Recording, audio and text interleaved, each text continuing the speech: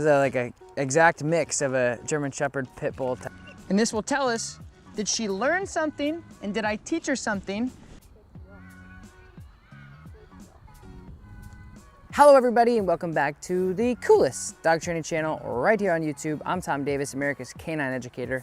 Thank you for joining me right here today. Today we are in Richmond, Virginia, working with two different dogs in the same house, working on two different things. One of the dogs needs behavioral work and confidence building, and the other dog needs obedience and leash structure. So we're gonna be working on two different things. If you guys haven't yet, don't forget, subscribe to my YouTube channel and like this video, and I hope you enjoy it.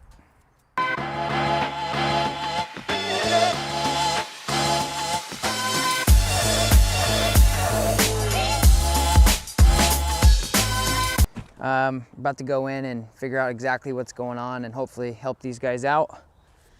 So, here we go.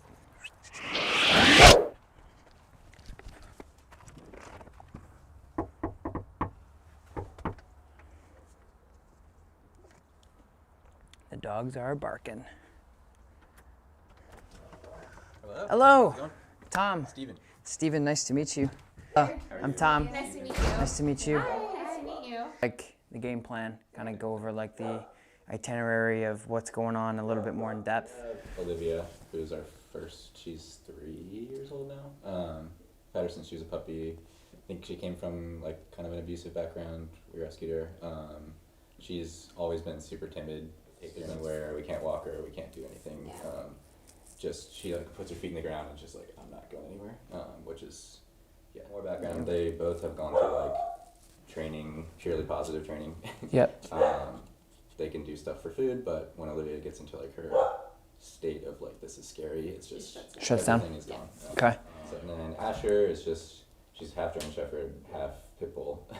So she's about a year, and she's just crazy. She's high energy. But just typical puppy stuff, just out of control. Mm-hmm. Again, purely positive. She's a great dog when you have lots of cheese and hot dogs, but doesn't listen at all when Sure. you don't have any of that stuff. Sure. She's a little bit leash reactive to dogs. And it's not just about you guys wanting to have complete and utter control because you're control freaks or you demand respect. Creating a balanced relationship with any dog as far as, you know, structure and discipline and obedience and all these things is actually the healthiest thing for them, because they're not out in the world going, what the heck do I do? Because dogs think so differently than us. We go outside, we're like, oh, we're outside. This is my yard. There's my neighbor. There's the sun. They're like hyper, like irritated by everything. Their sensations, their hearing, their smell, everything is like, phew. So we'll judge them outside, see how we go. Maybe just like, you know, out here on the road a little bit. Maybe walk up and down just a little bit so I can see where you're at. And then we'll come back to HQ here and figure out a good game plan and see what we need to do. Cool. This is like an exact mix of a German Shepherd Pit Bull. So this is Asher, right? Yes. Okay. Hey, sweetheart. She looks excited. You guys are using the gentle thing. Yeah, I see that. But it's See, and it works. nice to have control of her. Yes, yes, it works like a horse harness type thing, like a head halter. It's exactly what it is. The only thing I don't like about it is is where they don't have the option to turn it off. Yeah. Where if you put like a slip collar, prong collar, dominant dog collar, whatever, when the only time that's actually applied is when they pull or when they don't comply to a basic command. Just like a constant. Right. So for that, I love because it works nice. Like they feel that pressure because it hits pressure points. There's two pressure points that it's hitting. There's one up here and there's one right there. But the only problem is it just doesn't shut off. So for me, it doesn't create that clarity of like good, bad. It's just constant like half bad. And then sometimes like there's a lot more pressure. Yeah. So anyway, and then we're gonna put on just a little slip. I want to see, so what I want is more engagement. I want her to go, what are we doing? Where are we going? Where are we going? Right now, I mean, you can even see a little bit of a difference already where she's like, good heel. Good. Good job, sweetheart. Heel. Good. Sit. Oh, good girl.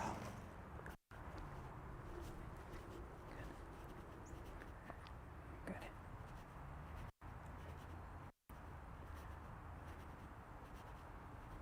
Good girl.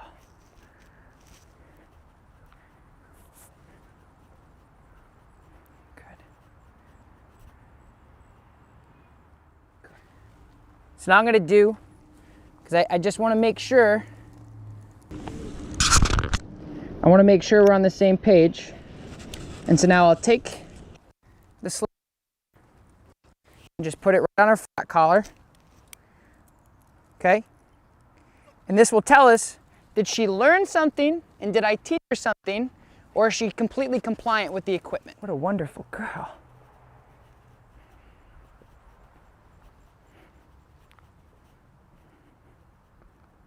Oh, there's a good girl. Good. It's beautiful, yeah? Yes. What a good girl.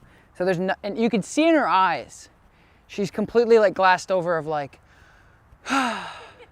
there's structure here. Somebody's telling me what I can do and what I can't do. And so here, we've developed clarity quickly. And now, like, you can tell her and I's relationship, how calm and nice she is. I'm walking with one finger, and she's completely complying. And the most important thing about this whole thing is she's happier. The second thing is I'm not forcing her to do anything. I just said, hey, you're a little out of control, let's pay attention. Okay, and it's a lot better than that scraping and that, you know, now you can enjoy your dog, which is wonderful. And what did it take, like 10 minutes? So I'm gonna keep working her here on the flat collar, and then my job is done, and now it's your turn. Okay, heel. Good. So the most important thing is when we're trying to create and capture new behaviors, in my opinion, and that's the thing about dog training, it's not you're right, you're wrong, there's a right way, there's a wrong way. As long as we're all humane and we're all reaching the same goal of creating new behaviors filled with motivation and compassion and empathy, everybody's right, right? So in my opinion, I like to mark this behavior as I'm doing it so the dog captures it well, right? So just like with kids, 1 + 1 is 2 + 2, and you do it over and over, and then all of a sudden you learn your ABCs and your math equations. Same thing here. Good heel. Bam, good heel. So she's gonna go, I think there's something to this heel thing. So I'm trying to teach her behavior through using verbal markers in association with this marker. Does that make sense? Beautiful.